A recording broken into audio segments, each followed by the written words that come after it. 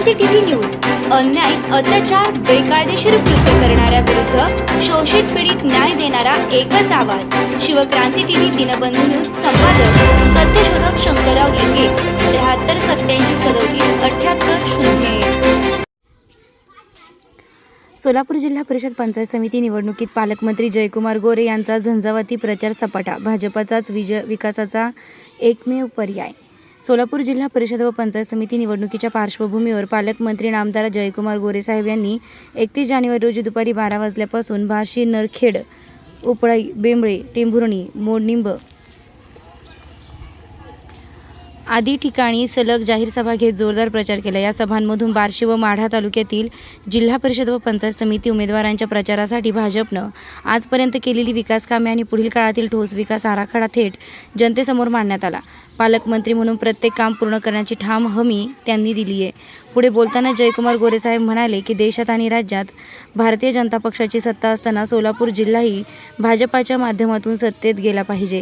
सोलापूर जिल्हा परिषद आणि पंचायत समिती भाजपाच्या ताब्यात आल्याशिवाय सर्वांगीण विकास शक्य नाही.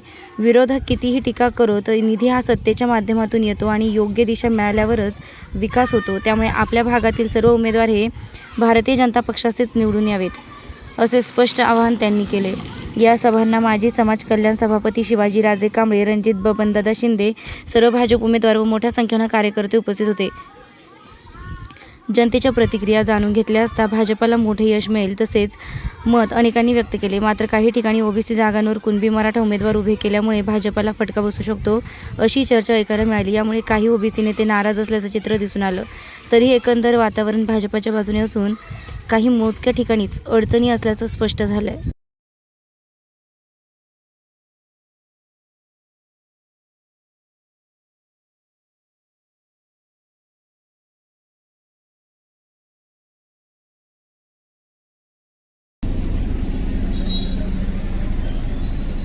इटालेमुळे सुप्रा साफ जसा नगरपालिकेत सुप्रा साफ झालाय तसा सुप्रा साफ आणि 10,000 मतं आपल्याला घेतलेत आहे. कशाला म्हणतात 10,000 बूथ लावायला माणूस सुरुवात आहे. 5 सीट निवडून 4-5 सीट निवडून सुरुवात आहे. अरे तीन खासदार, एक खासदारापासून भारतीय जनता पक्षाने सुरुवात केली. आपण बघितलं 5 वेळा पंतप्रधान भारतीय जनता पक्षाचे झाले. सातत्याने सलग 3 वर्षांनी पंतप्रधान भारतीय जनता पक्षाचे मोदी.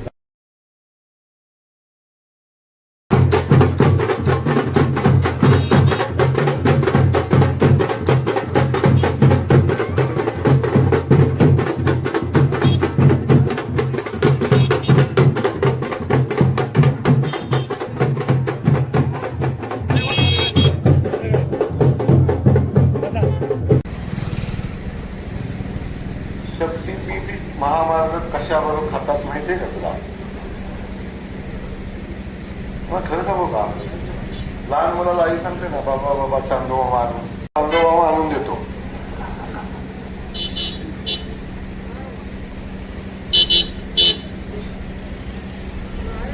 शक्तीपीठ महामार्ग पूर्वी कुठून जात होता? सांगोल्याच्या पलीकडनं जात होता. वैरागवरून तसाच पुढे जात होता. तो महामार्ग जात असताना सांगोल्यातला एक महामार्ग गेलेला पूर्वी. नागपूर, गोवा, कोल्हापूर महामार्ग गेलाय आणि त्याला पॅरलल तो महामार्ग जातोय. म्हणून मी माननीय मुख्यमंत्री महोदयांना मागणी केली. मुख्यमंत्री महोदयांना सांगितलं की हा महामार्ग आमच्या माढा मतदारसंघातनं माढा मार्गे, माळशिरस मार्गे, सिंगापूर मार्गे, गोंदवले मार्गे, तो मायनी मार्गे, तो आष्टा मार्गे, ज्योतिबाच्या पायथ्यातनं खाल्लं, ज्योतिबाच्या पायथ्यातनं तो महामार्ग तसा चंदगडला गेला पाहिजे. अशा पद्धतीची भूमिका माननीय मुख्यमंत्री महोदयांच्याकडे मी मांडली. ती कधी मांडली सांगू? मी जॉबवरनं चाललो होतो, बरोबर त्यातनं वरून चाललो होतो. त्या महामार्गाच्या संदर्भात चर्चा होती. मी साहेबांना सांगितलं की साहेब अशा पद्धतीनं महामार्ग गेला तर जिथं कनेक्टिव्हिटी आहे त्या ठिकाणी महामार्ग होण्यापेक्षा ज्या ठिकाणी त्याची आवश्यकता आहे, दुष्काळी भाग, मागासलेला भाग, त्या भागातनं हा महामार्ग गेला तर विकासाचे दार उघडतील, या भागाचा विकास होईल. म्हणून त्या महामार्गाची मागणी मी केली. मुख्यमंत्री महोदयाने अभ्यास गट नेमला, त्याची माहिती घ्यायला लावली, अधिकाऱ्यांना सर्वे करायला लावला, 3 वेळा बैठका झाल्या. तो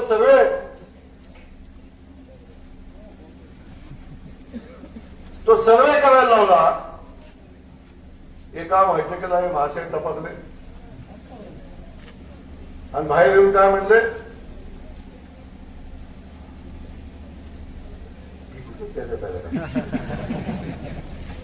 बाहेर आले म्हणले शक्तीपीठ महामार्ग इकडून आणायला सांगितलं विकासाच्या.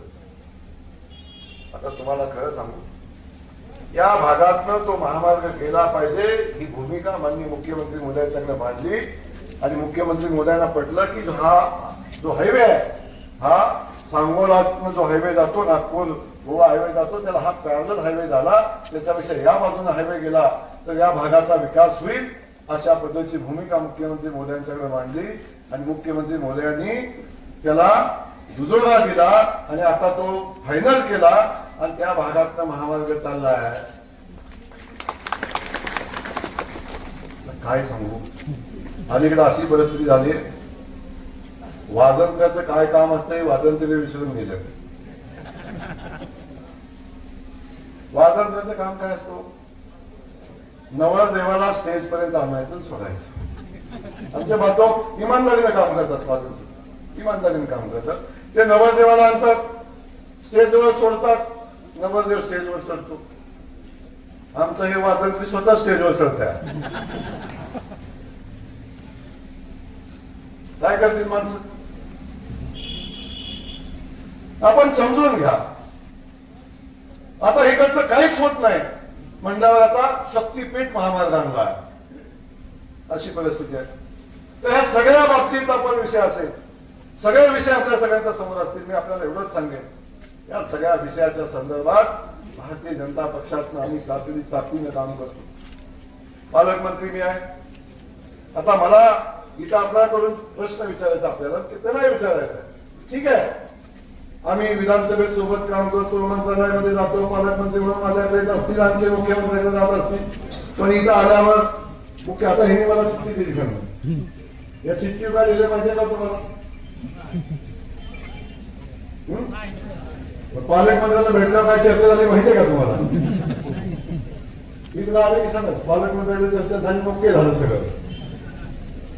ही सगळी परिस्थिती आपण समजून, माझी विनंती आहे किंवा माझं या सभेच्या निमित्तानं माझा विचार, 1 वर्ष झालं, 1 वर्षामध्ये आमदार फंड सोडून 1 रुपयाचं काम दाखवा मला. 1 रुपयाचं काम दाखवा. आमदार फंड सोडून 1 रुपयाचं काम अंतर दाखवा. 1 नया पैशाचं काम नाही, आमदार फंड सुद्धा नीट वापरतो. कशाचं आई जी चूक आपली या मतदारसंघाची झाली आपण समजून घ्या. जे दिसतं ते प्रत्येक पिवळं दिसतं ते सोनं नसतं, लक्षात ठेवा. म्हणजे जास्त पिवळं दिसतं ना ते बेंटेक्स असतं.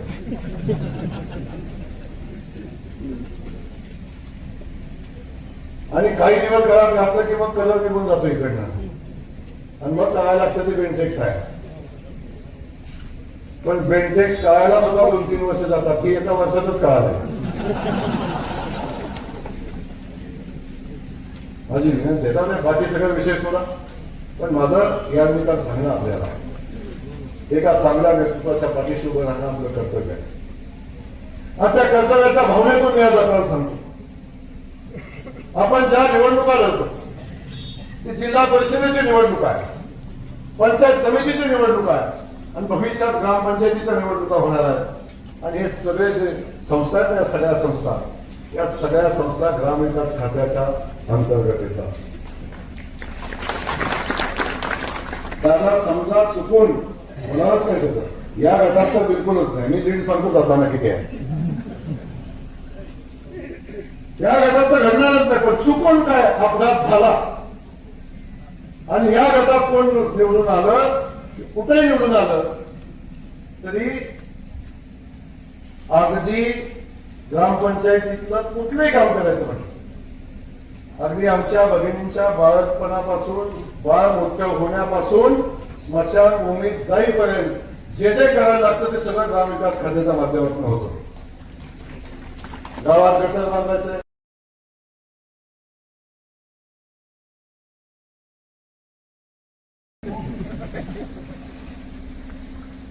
आता हे सगळं जे ग्राम विकासाचं काम आहे, हे सगळं काम ग्राम विकास खातं सोडून कुठूनही होऊ शकत नाही. आणि उरलेलं काम होतं डीपीडीसीतनं. तिथं कोण आहे?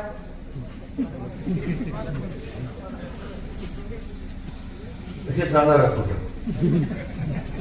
पैसे मागणार कोणाला आणि आणणार कुठून? आणणार कुठून? एक रुपयाचं काम कोण करू शकत नाही, ही परिस्थिती आहे. माझी विनंती आपल्याला, या सगळ्या परिस्थितीमध्ये या भागातल्या प्रत्येक कामाला न्याय देण्याची भूमिका आपण घेतली.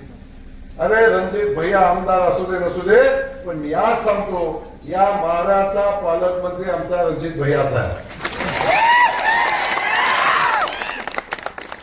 या मतदारसंघामध्ये जे लागेल भैया, डीपीडीसीत लागेल, जे लागेल, डीपी लागो, पोल लागो, रस्ता लागो, 25-15 लागो, नाही तर मुख्यमंत्री सडक योजनेत लागो, भैयानं सांगायचं, जयकुमार गोरेनं करायचं. जे लागेल ती ताकद उभी करू.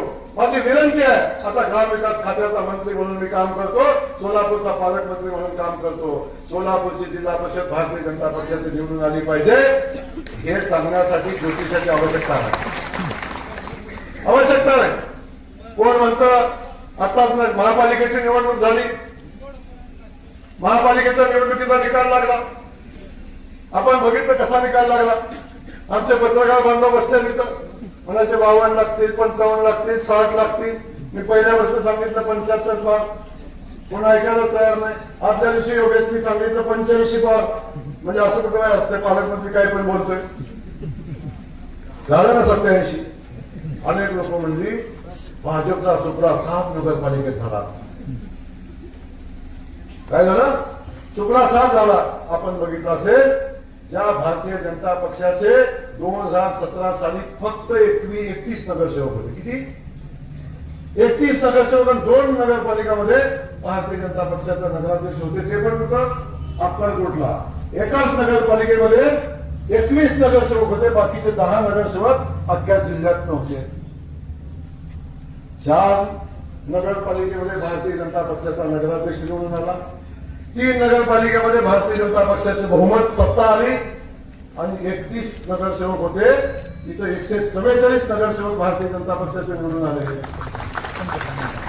आणि ज्या पट्ट्यामध्ये नगरपालिकेची निवडणूक झाली त्या पट्ट्यामध्ये कधी वाचलं, मी आपल्याला सांगतो, या जिल्हा परिषद निवडणुकीमध्ये भारतीय जनता पक्षाचा झेंडा फडकणार आणि भारतीय जनता पक्षाचा जिल्हा परिषद अध्यक्ष असेल. आणि त्यामध्ये आमच्या उपरावेच्या आमच्या ताई जिल्हा परिषद सदस्य म्हणून त्या ठिकाणी असतील. आणि आज सांगतो, फक्त सदस्य नसतील, या जिल्ह्यातनं विक्रमी मतानं निवडून आलेली सीट कुठे असेल तर उपरावे असेल.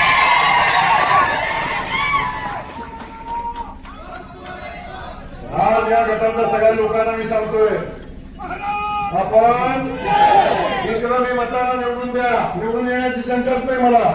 मी निवडून द्या म्हणायला आलोच नाही. तर मी आज एवढ्यासाठी आलोय की तुम्ही विक्रमी मतानं निवडून द्या. आमदाराचा 5 वर्षाचा फंड आणि माझा जिल्हा परिषद सदस्याचा 1 वर्षाचा फंड.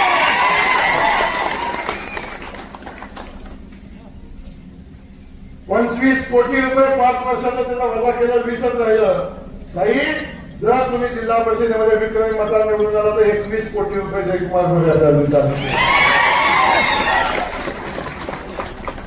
बाकी सगळा विषय बाजूला ठेवा. जे लागेल ते सगळं देण्याची भूमिका, सातत्यानं विकासाची भूमिका घेऊन काम करतो, ती का बाजूला ठेवा. आमदार कोण्या बाजूला ठेवा.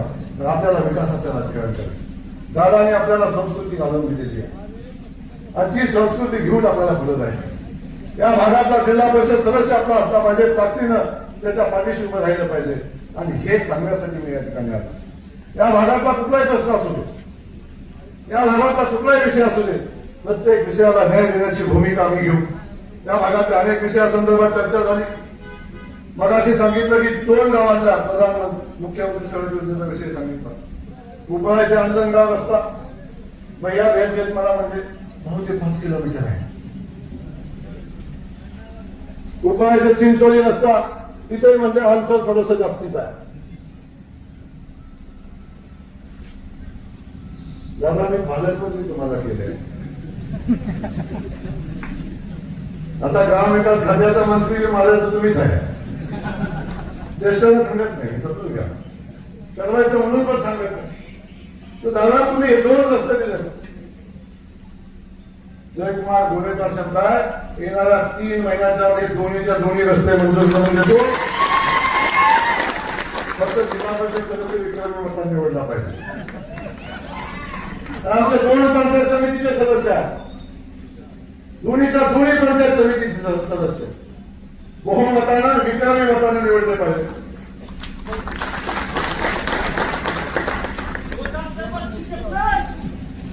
मला पुढे चित्त्या देणार, किती चित्त्या देतात. या दोन्ही पंचायत समिती सदस्य निवडून आले पाहिजेत. आणि माझी खास करून भैया आपल्याला विनंती आहे, माढा तालुक्याला विनंती आहे, माढा तालुक्यावर पंचायत समितीवर कधी भारतीय जनता पक्षाचा झेंडा फडकला नाही. पहिल्यांदा भारतीय जनता पक्षाचा झेंडा पंचायत समितीवर फडकेल. तेव्हा हे दोन्ही सदस्य, आमचे दोन्ही सदस्य, काय तारीखचं नाव, झाडोके साहेब आणि स्वातीताई गिट्टे, सरपंच मध्ये आक्रमक आहे बाबा. रात्री 1 वाजता गेले तिकडं.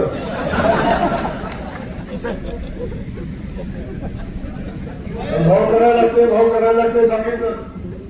मी बघितलं, भावना मजबूत होती, लोकांच्या भावना होता, काम केलं होतं. सगळ्यांचं म्हणणं होतं की पंचायत समितीचा उमेदवार काय असला पाहिजे. आम्ही योगेशला उभा केला होता, योगेशला तिकीट दिलं होतं. या लोकांच्या भावना बघितल्या, मी योगेशला सांगितलं आपल्यात मतविभाजन झालं नाही पाहिजे, योगेश तू थांब. योगेशला सांगितलं, भाऊ तुम्ही सांगितलं, आम्हाला आदेश मिळाला, आम्ही थांबलो.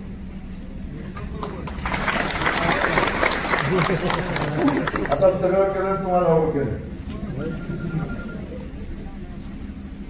आणि हे सफरचंद भारतीय जनता पक्षाचं आहे. कुणाचं आहे? भारतीय जनता पक्षाचं आहे. आणि हे सफरचंद सुद्धा विक्रमी मतानच निवडून आलं पाहिजे. ही भूमिका घेऊन आपण काम करतो, चिंता नका करू. कुणी काय म्हणाल ते म्हणू दे. अनेक गोष्टी कोण बोलताय, कोण सांगतंय त्याकडे लक्ष देऊ नका. दादा मगाशी म्हणतात दूध संघाची चौकशी, याची चौकशी परिक्रमा चालू झालेली आहे, संपलेली नाही. तेव्हा माझी विनंती आहे, आपण विकासाचं राजकारण करू, विकासाची भूमिका घेऊन पुढे जाऊ. आपण जे लागेल ते सगळं करू. या भागासाठी इथं ही संस्कृती दादाने आपल्याला शिकवली नाही, इथं विकासाची संस्कृती आहे. इथं काम बोलतं, ते काम सातत्यानं दादाने केलं, म्हणून कामाच्या पाठीशी एवढा मोठा जनसमुदाय राहिला. आज आपण बघतोय सगळ्यांना पुन्हा एकदा जी चूक आता विधानसभेला झाली, दादा लोकांची मानसिकता नाही आहे. लोकांच्या लक्षात आलंय, लोक ताकदीनं या जिल्हा परिषद निवडणुकीमध्ये आपल्याला दाखवून देतील. आणि भारतीय जनता पक्षाचं कमळ, आदरणीय मोदीजींचं कमळ, आदरणीय देवेंद्रजींचं कमळ, आणि आता आमच्या भवनदादांनी स्वीकारलेलं आदरणीय भवनदादांचं कमळ लोक या भागात अनेक योजना शासनाच्या माध्यमातून आमच्या लाडक्या बहिणीकडे असलेल्या आहेत. लाडक्या बहिणींना माझी विनंती आहे, निवडणुकीच्या अगोदर आपण बघितलं आमची लाडकी बहीण योजना आदरणीय फडणवीस साहेबांनी आपल्या देवाभाऊनी आणली. आणि त्यावेळी हेच कधी सगळे म्हणत होते ना, हेच कधी सगळे की ही योजना फक्त निवडणुकीसाठी आहे. निवडणूक झाली की योजना बंद होईल. बंद झाली का ती योजना? झाली का बंद? बाई 1500 रुपये महिन्याला देवाभाव तुम्हाला पाठवतो. सक्का भाऊ सुद्धा राखी पौर्णिमेला राखी बांधायला गेला तर 100ची नोट टाकताना बायको कधी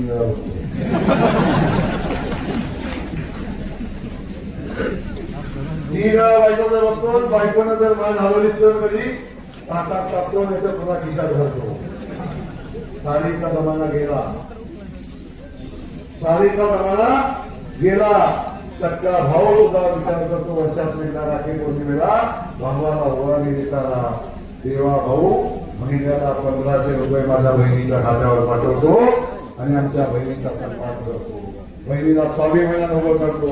आपल्याला माहिती आहे 100 रुपये सुद्धा बाजाराला मागितलं तर गडी 10 वेळा म्हणतात 100चा हिशोब कुठं आहे, काय आमचं किती राहिलं 10 वेळा विचारतो. 500ची नोट दिली तरी चौकशी करतो कुठं गेले. या घराला आता विचारायला लागतं तुझ्या अकाउंटला किती शिल्लक राहिलं.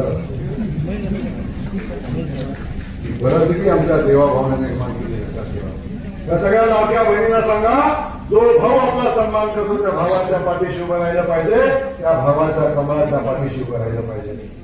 आपण सगळे शेतकरी बांधव, सगळ्या शेतकऱ्याच्या खात्यावर मोदीजींचे 6,000, फडणवीस साहेबांचे 6,000, 12,000 रुपये वर्षाला येतात. आमच्या शेतकरी बांधवाचा सन्मान आमचं सरकार करतं. अनेकदा आपण बघतो, अनेक कधी म्हणतात काय कोण खिशातलं देते का, व कोणीच खिशातलं देत नाही बाबा. पण तुमचं सरकार 30, 35, 40, 50, 60 वर्ष होतं तेव्हा तुमचा खिसा कुठं फाटला होता बाबा. तेव्हा का शेतकऱ्याला खात्यावर पैसा नाही गेला. रेस्टिंगचं धान्य मोफत मिळतं, कामगाराचा सन्मान केला जातो, कामगारांसाठी नवीन योजना आल्या, गॅस नाही गॅस घरात येतो. अशा अनेक योजना सरकारच्या माध्यमातून येतात. खास करून निवडणुकीमध्ये देवाभाऊने आपल्याला शब्द दिला होता, माझ्या सगळ्या शेतकरी बांधवांचं लाईट बिल मला सत्तेवर आला, माझं भारतीय जनता पक्ष महायुतीचं सरकार आला, सगळ्या शेतकऱ्यांचं 5 वर्षासाठी लाईट बिल मी माफ करतो. हा शब्द आमच्या देवाभाऊने दिला. लाईट बिल येतं का आता, येतं का लाईट बिल. आणि सगळ्या शेतकरी बांधवांचं लाईट बिल आमच्या देवाभाऊने माफ केलं. दिलेल्या शब्दाला लागणारं सरकार. अरे तुमचा कर्जमाफीचा विषय आहे, देवाभाऊनी शब्द दिला, सांगितलं साहेबांनी, काळजी करू नका, जून जुलै मध्ये मी माझ्या सगळ्या शेतकरी बांधवांना दिलेला शब्द आम्ही पाळू. अशा प्रकारची भूमिका घेऊन सरकार काम करतं. आणि अशा भारतीय जनता पक्षाच्या पाठीशी उभं राहिलं पाहिजे. कोण नाही मागा, कोण नाही, कोण मागा मला सगळा पुढे येतात, भाषण करतात. काय करू शकतो. गावात स्मशानभूमीचं शेड बांधायची ऐकत नाही, शेड जाऊन त्या आता कट्टा बांधायची ऐकत नाही. अशी माणसं काय विकास करणार. म्हणून माझी विनंती आहे, देशापासून मुंबईपासून, दिल्लीपासून मुंबईपासून सोलापूरपर्यंत इथं येत असताना जर विकासाचं काम कोण करू शकतं तर भारतीय जनता पक्ष करू शकतो. माझी विनंती आपल्याला आहे, एका सुधारून जर आपण सगळ्या संस्थांना या आपला विकास होईल. आपण बैलगाडी पळवतो, तुम्हाला माहिती आहे, दोन्ही बैल एका रेषेत पळायला लागले तर गाडी रेषेत पळते. एक बैल इकडे वाढला, दुसरा बैल इकडे वाढला तर गाडी बाद होते आणि बैलगाडीच्या शर्यतीतनं गाडी बाहेर पडते. आपल्याला माझी विनंती आहे, आता एक चूक झाली, आता दुसरी चूक होता कामा नये. आपण सगळ्यांनी ताकदीनं आता भारतीय जनता पक्षाच्या पाठीशी उभं राहावा. या मतदारसंघातनं आमचे जे उमेदवार आहेत,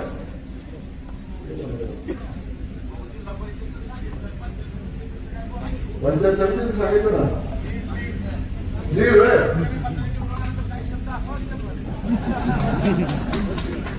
जिल्हा परिषद पंचायत समितीच्या निवडणुकीसाठी एका गटाला 21 कोटी रुपये देतो म्हणले बाबा.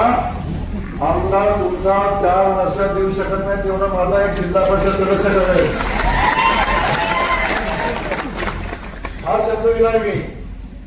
त्यामुळं गुन्हेचा विरोधात माझं त्यांच्याकडे रिपिटिशन भैया लीड आल्या ना हायेस्ट माझ्या द्यायचं नाही, तिकडे जायचं. बसा डायरेक्ट मान्यता मिळून चिंता करू नका. त्यामुळं आपल्या सगळ्यांना माझी विनंती आहे, आपण सगळ्यांनी ताकदीनं पाठीशी उभं राहावा एवढी विनंती आम्ही निमित्तानं करतो. पुन्हा एकदा आपल्याला मनापासून धन्यवाद देतो आणि या तिन्हीच्या तिन्ही उमेदवारांना विक्रमी मताला आपण निवडून द्या अशा पद्धतीच्या भावना व्यक्त करतो. कमळाच्या चिन्हाच्या समोरचं बटन दाबा आणि आपल्या देवाभाऊचं कमळ निवडून द्या ही विनंती पुन्हा एकदा करतो. थांबतो. जय हिंद, जय महाराष्ट्र. आमच्या या जाहीर सभेला समर्पित करताना बिगर मताधिक्यानं निवडून आणण्यासाठीचं आवाहन सन्माननीय पालकमंत्री साहेबांनी या निमित्ताने केलं. अवकाळी पावसाचं जे नुकसान झालं शेतकरी बांधवांचं, त्यातला काय शेतकरी बांधवांची मदत मिळाली नाही, त्यातल्या ज्या शेतकऱ्यांची मदत मिळाली नाही त्या सगळ्या शेतकऱ्यांची केवायसी आपण करून घ्या. तातडीनं शेतकऱ्यांची मदत त्यांच्या खात्यावर पोहोचेल, चिंता करू नका. धन्यवाद. सगळ्यांना विनंती आहे, सगळ्यांच्या चहा पाण्याची व्यवस्था इथे केलेली आहे, त्यामुळे कोणीही कृपया जोडता सगळ्यांनी चहा पाण्याचा आनंद घ्यावा आणि सहकार्य करावं. आणि आजच्या या जाहीर सभेला संबोधित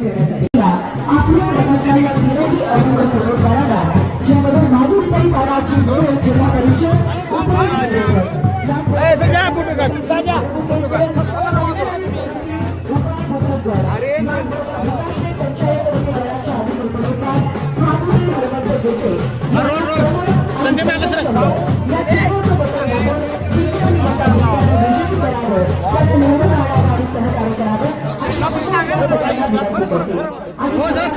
आणि स्टेजच्या डाव्या आणि उजव्या बाजूला चहा पाण्याची याची नोंद घ्यावी. लावला का तू लावलंय त्याला हा चल झालं का माईक चालू बघा ती सापडण्याचे सरपंच हनुमंतजी गिटे यांचा वाढदिवस आहे. एकदा जोरदार टाळ्यांच्या गजरात आपण त्यांना वाढदिवसाच्या शुभेच्छा देऊया. शपथ घेतलेली आहे. काय पहिल्यांदा आपण पाहतो की या पार्श्वभूमीवर आदरणीय ताईंना मुख्यमंत्रीपदाची शपथ देण्यात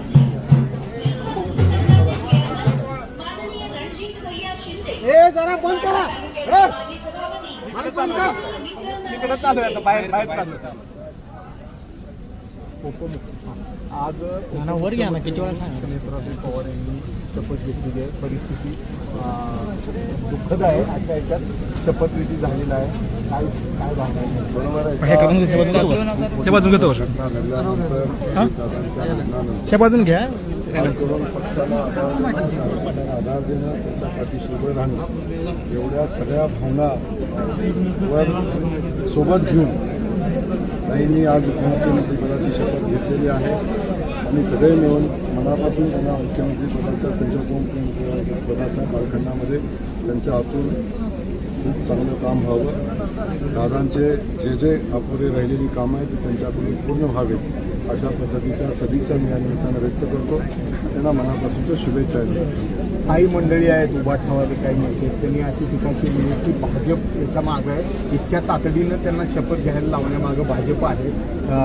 अंबादास दानवे असतील किंवा अनेक जणांनी अशी टीका केलेली आहे. किमान अशा प्रसंगात मध्ये तरी किमान परिस्थितीचं भान आणि जाण विरोधी पक्षांनी ठेवली पाहिजे. आणि या परिस्थितीमध्ये आपण आदरणीय ताईंच्या सुनेत्राताईंच्या पाठीशी राहण्याची भूमिका घेतली पाहिजे. एवढी माणुसकी जर विरोधकांना नसेल तर मला वाटतं याच्यापेक्षा वेगळी गोष्ट असू शकत नाही. ज्या प्रसंगी आपण बघतो की लाखो कार्यकर्ते या भागात राष्ट्रवादी अजित पवार गटाचे जे होते त्यांना आणि त्यांच्या सगळ्याच नेत्यांना या ठिकाणी धीर देणं आणि त्या सगळ्यांना एका सूत्रामध्ये बांधून ठेवणं ही जबाबदारी वास्तविक आता होती. आणि त्या अनुषंगानं ज्या काही शपथविधी घ्यायला लागल्या अशा अनेक प्रसंग याच्या अगोदर झालेले आहेत. त्याही अशा परिस्थितीमध्ये शपथ झालेली आपल्या सगळ्यांना माहिती आहे. म्हणजे आधीचं बोलणं मला उचित वाटत नाही, परंतु सगळ्यांनी परिस्थितीचं भान ठेवावं ही विनंती आहे. कालच्या प्रचारसभेमध्ये थेट खासदार जे आहे ते धैर्यशील मोहिते पाटील यांनी तुमच्यावर निशाणा साधताना तर दुजाभाव होतोय, भेदभाव केला जातोय. हा भेदभाव जो आहे DPDCमध्ये निधी देण्याचा तो पडलेल्या उमेदवाराच्या सांगण्यावरून केला जातोय असा आक्षेप घेतो. मलाही कळत नाही. उमेदवार पडलेला असो, उमेदवार उठलेला असो, उमेदवार जिंकलेला असो, आपल्या मतदारसंघामध्ये विकासाचं काम झालं पाहिजे याला महत्त्व आहे. अन्य कुठल्या गोष्टीला महत्त्व आहे हे पहिलं तपासून बघितलं पाहिजे. आणि मुळातच ते काय म्हणतात त्याला शून्य किंमत आहे. ती कोर्टात जाणार म्हणतात. कोर्टातनं आम्ही त्यांना मनापासून शुभेच्छा आहेत. कोर्टात जावा, कचेरीत जावा, तिथून फंड आणा, तिथून काम करा. माझं काय म्हणणं नाही. आपण ज्या ठिकाणी आपल्याला जायचं त्या ठिकाणी जावा, पण आपण मतदारसंघामध्ये विकासाचं काम करा. लोकांनी जबाबदारी दिली ते बघा. याच्या पलीकडे जाऊन काहीच करायचं नाही. फक्त विरोधी पक्षावर टीका करायची आणि समोरच्या लोकांवर टीका करून आपल्याला काय साधतंय का बघायचं. पालकमंत्री म्हणून माझी जी जबाबदारी आहे ती मी जबाबदारी पार पाडली. माढा मतदारसंघामध्ये ना इथले आमदार काम करतात ना इथले खासदार काम करतात. या दोन्हींची उणीव भरून काढण्याचं काम या ठिकाणी आमची जबाबदारी आहे. ते काम आम्ही करतोय. त्यामुळे कोण काय म्हणतात. आज तुतारीची ज्या वेळेला प्रचाराचा शुभारंभ झाला वेळापूरमध्ये तर त्यांनी सांगितलेले धैर्यशील मोहिते पाटलांनी की लाडक्या बहिणींना तुम्हाला ज्याच्यामुळे पैसे मिळतात त्याच्यावर सही अजितदादांनी केली होती. त्यामुळे दोन्ही राष्ट्रवादीला विजयी करा असं आव्हान त्यांनी केलं. आणि थेट आता आपण फडणवीस साहेबांचा उल्लेख केला की देवाभाऊंनीच ही लाडकी बहीण योजना आहे. मला आपल्याला सांगायचं आहे, लाडकी बहीण योजना ही फक्त महाराष्ट्रामध्ये नाही, भारतीय जनता पक्षाचं सरकार ज्या ज्या ठिकाणी आहे त्या त्या ठिकाणी लाडकी बहीण योजना आलेली आहे. आणि ती आदरणीय मोदी